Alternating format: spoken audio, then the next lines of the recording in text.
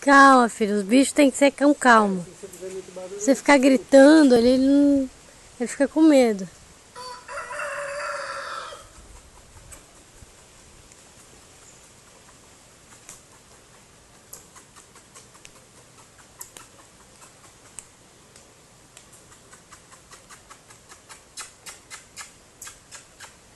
Posso dar pra ele? Pera aí, filho, pera. Fica calminho pra ver se ele chegar pertinho, você vê. Ó, ele vê.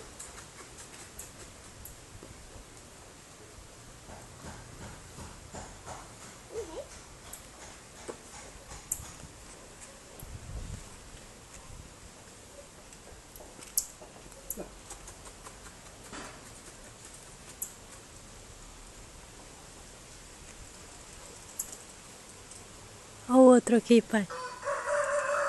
Veio outro aqui, ó. Tipo, aquele ali não quer, pode deixar pra mim.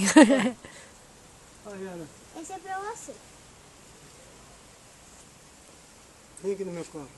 Segura a banana. Não quero no seu Nem precisa dar pra ele. No seu colo, não. Mas você não alcança lá, Zé. Faça assim. Não, aí você não alcança, Pedro. Ele não vai vir aqui. Então, vai ver se ele vai vir embaixo. Põe perto da árvore.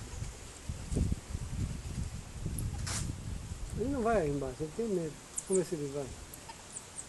Vai, filho.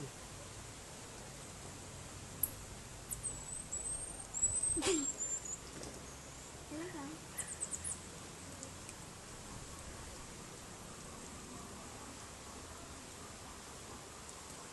Opa. Não põe só a mão perto dele para ele não te morder.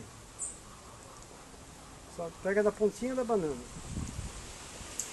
Tira a banana de volta, pega na pontinha.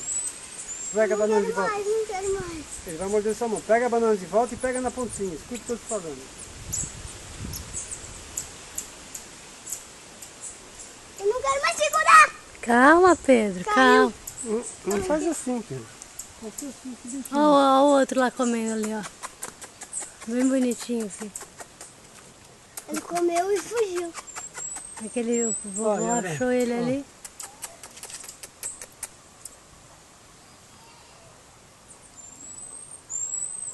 Ele gosta. Claro que gosta.